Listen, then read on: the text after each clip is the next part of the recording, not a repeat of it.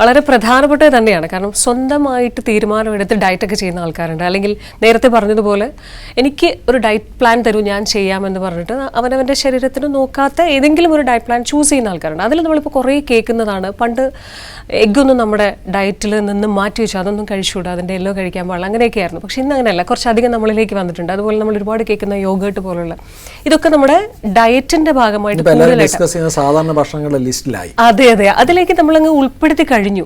അപ്പൊ ശരിക്കും ഇത് ഇപ്പോഴും അതിന്റെ ആശയക്കുഴപ്പങ്ങൾ പലതും മാറിയിട്ടുമില്ല. ഇല്ല. അപ്പോൾ ഏതൊക്കെ നമ്മൾ ഉൾപ്പെടുത്തണം, ഇതൊക്കെ ശരിയാണോ, ഇതൊക്കെയാണോ ഡയറ്റിൽ വരുത്തേണ്ട കാര്യങ്ങൾ എന്നൊക്കെ മൊത്തത്തിൽ കൺഫ്യൂഷൻ ഉണ്ട്. അപ്പോൾ ശരിക്കും ഡോക്ടർ പറഞ്ഞു തുടങ്ങുമ്പോൾ എനിക്ക് തോന്നുന്നു അതിന്റെ ഒരു റിയാലിറ്റിയിലേക്ക് പലരും എത്താൻ സാധ്യതയുണ്ട്. ഒരു കാലത്ത് ജിമ്മിൽ പോകുന്ന ആൾക്കാർ പിന്നെ മാത്രം കഴിച്ചുകൊണ്ടിരുന്ന ഒന്നാണല്ലോ മുട്ട.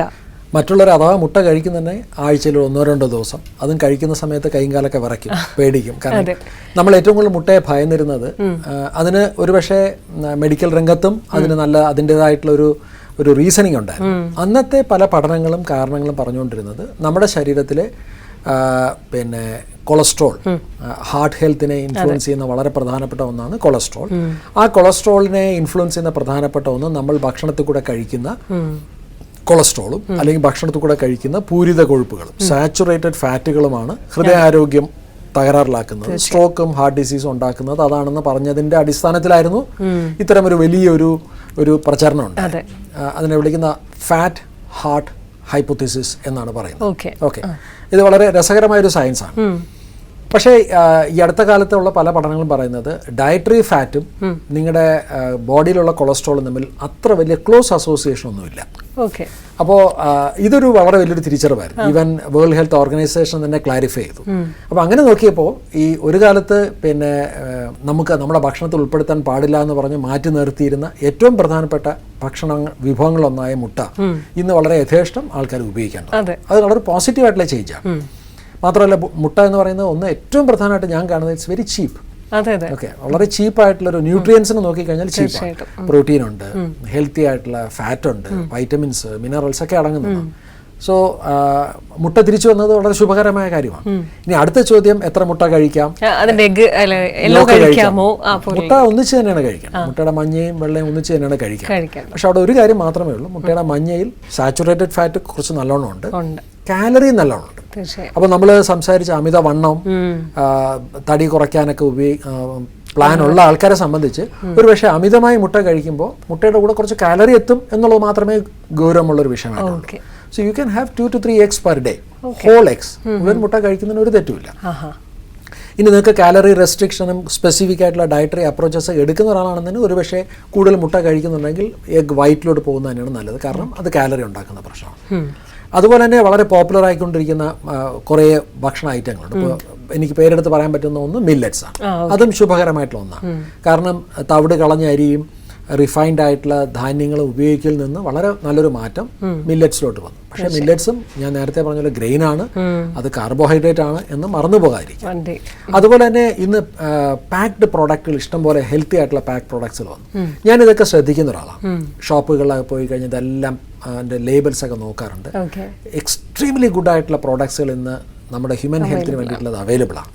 അതിൽ എടുത്ത് പറയാവുന്ന ഒന്ന് ഒരുപക്ഷെ നല്ല പ്രോട്ടീനും നല്ല ഹെൽത്തി ആയിട്ടുള്ള ഫാറ്റും ഒക്കെ അടങ്ങുന്ന ഒന്നാണ് യോഗേർട്ട്, എസ്പെഷ്യലി ഇപ്പോൾ ഗ്രീക്ക് യോഗേർട്ട്. നമ്മൾ ഗ്രീക്ക് യോഗേർട്ടിൽ ഉണ്ടാക്കുന്ന ഒരുപാട് ചെറുകിട പിന്നെ യൂണിറ്റുകൾ വരെ നമ്മുടെ നാട്ടിൽ വന്നു. അപ്പം സയൻസ് അഡ്വാൻസ് ചെയ്യുന്നു, സയൻസിനെ ബേസ് ചെയ്തിട്ടുള്ള പ്രോഡക്റ്റുകളുടെ ഡിമാൻഡ് വരുന്നു. പ്രോഡക്റ്റിൽ ഡിമാൻഡ് വരുമ്പോഴത്തേക്ക് പ്രോഡക്റ്റൊക്കെ മാർക്കറ്റിൽ അവൈലബിൾ ആണ്. അപ്പോൾ അത്തരത്തിലുള്ള പ്രോഡക്റ്റുകൾ എന്താണെന്ന് വായിക്കാനും മനസ്സിലാക്കാനും പോഷകഗുണങ്ങൾ എന്താണെന്ന് പഠിക്കാനായിട്ടുള്ള ഒരു ബേസിക് ഒരു ലേബൽ വായിക്കാനുള്ള ഒരു അറിവ് നമുക്ക് ഉണ്ടായിരുന്നാൽ മതി.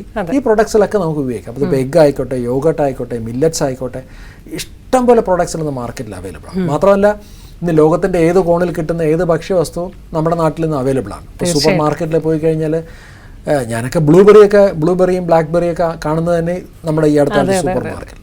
So you have option to eat lot of food. ഒരുപാട് വെറൈറ്റി ഭക്ഷണം കഴിക്കാനുള്ള ഓപ്ഷൻസ് ഉണ്ട്. ഇനി ഏത് നമുക്ക് വേണം ഏത് നമുക്ക് വേണ്ടാന്ന് കണ്ടെത്താനുള്ള ഒരു അറിവും കൂടെ കിട്ടിയാൽ മാത്രം മതി. ഓക്കെ, ശരിക്കും എല്ലാ കാര്യങ്ങളും നമ്മൾ ഒന്ന് വേഗത്തിൽ അങ്ങോട്ടും ഇങ്ങോട്ടും ഒക്കെ പറഞ്ഞ് മനസ്സിലാക്കാനായിട്ടുള്ള ഒരു ശ്രമമാണ് നടത്തിക്കൊണ്ടുവന്നത്. എന്നാലും ഫൈനലി ഒരു ക്വസ്റ്റ്യൻ ആഗ്രഹിക്കുന്നത് എല്ലാവർക്കും കേൾക്കാനായിട്ട്, അറിയാം നമുക്ക് ഓരോരുത്തരുടെയും ലൈഫ് സ്റ്റൈൽ അല്ലെങ്കിൽ അവരുടെ ശരീരത്തിനനുസരിച്ചിട്ടാണ് ഡയറ്റ്, കാര്യങ്ങൾ, എക്സസൈസ് എല്ലാം, സ്ലീപ്പ് എല്ലാം വേണ്ടതെന്ന്. പക്ഷെ എങ്കിലും ആ ഒരു ചോദ്യത്തിൽ തന്നെ വന്ന് നിൽക്കണം എന്നെനിക്ക് തോന്നുന്നു. നമ്മൾ നോർമലി നമ്മുടെ ഒരു ഡെയിലി ലൈഫ് പാറ്റേൺ എങ്ങനെയൊക്കെ ഒരു നീറ്റായിട്ടൊന്ന് ക്രമീകരിക്കാതെ മാത്രം ഒന്ന് പറയാം. എനിക്ക് തോന്നുന്നു കുറച്ച് പ്രിൻസിപ്പിൾസ് ഷെയർ ചെയ്യുന്നതായിരിക്കും കുറച്ച് ഓക്കെ. കാരണം അവർക്ക് അവരനുസരിച്ചിട്ടുള്ളൊരു സ്ട്രക്ചറും ഒരു ഫ്ലെക്സിബിലിറ്റി എടുക്കുന്നതായിരിക്കും നല്ലത്. അതെ. ഒരു പക്ഷേ ഇപ്പം എന്നോട് ചോദിക്കുകയാണ് ഒരു വ്യക്തിയുടെ ദൈനംദിന ജീവിതത്തിൽ നിർബന്ധമായിട്ടും ഉണ്ടായിരിക്കേണ്ട കുറച്ച് കാര്യങ്ങൾ എന്താണെന്ന് ചോദിച്ചാൽ എനിക്ക് വേണമെങ്കിൽ ഒന്ന് പറയാൻ പറ്റുന്നത് ഞാൻ എൻ്റെ ലൈഫിലും കൂടെ ചേർത്തിട്ടാണ്. തീർച്ചയായിട്ടും ഒരു ദിവസത്തിൽ ഒരു പക്ഷേ തീർച്ചയായിട്ടും നമ്മൾ നമുക്ക് വേണ്ടി കുറച്ച് സമയം ഒന്ന് മാറ്റി വെക്കാം. ഇന്നെനിക്ക് തോന്നുന്നു ഓരോ ദിവസം വർഷങ്ങൾ കഴിയും തോറും നമുക്ക് വേണ്ടിയുള്ള സമയം കുറഞ്ഞു വന്നുകൊണ്ടിരിക്കുന്നുണ്ടോ എന്നെനിക്കൊരു സംശയമുണ്ട്. കുറച്ച് സമയം നമുക്ക് വേണ്ടി മാറ്റി വെക്കാം. മേ ബി ഞാൻ കൂടുതലും ചെയ്യുന്നത് രാവിലെകളിലാണ്. ഒന്ന് പുറത്തോട്ടിറങ്ങാം.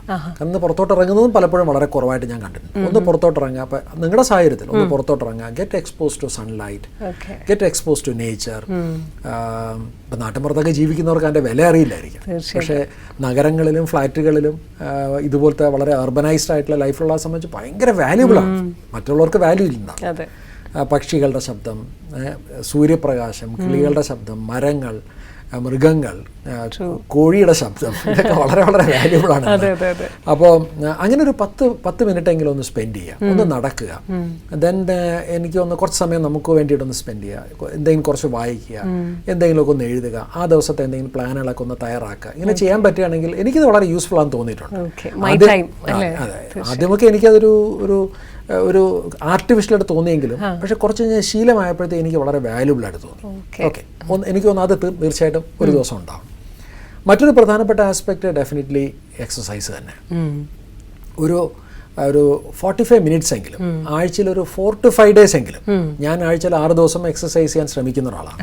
പക്ഷെ ഒരു 4 to 5 days എങ്കിലും നമ്മൾ പറഞ്ഞ പോലെ ഒരു സ്ട്രക്ചേർഡ് ആയിട്ടുള്ളൊരു എക്സസൈസിന് വേണ്ടി ഒരു സമയം മാറ്റിവെക്കുക. നിങ്ങളുടെ പ്രായം, നിങ്ങളുടെ ശാരീരികമായ ഘടന, നിങ്ങളുടെ നിലവിലത്തെ ആരോഗ്യ പ്രശ്നങ്ങൾ, നിങ്ങളുടെ ആരോഗ്യ ലക്ഷണങ്ങൾ, നിങ്ങളുടെ മറ്റ് സാഹചര്യങ്ങളൊക്കെ നോക്കിയിട്ട് അതിനുവേണ്ടി സ്പെൻഡ് ചെയ്യാം. അത് ജിമ്മിലാവാം, വീട്ടിലാവാം, എവിടെ വേണമാവാം.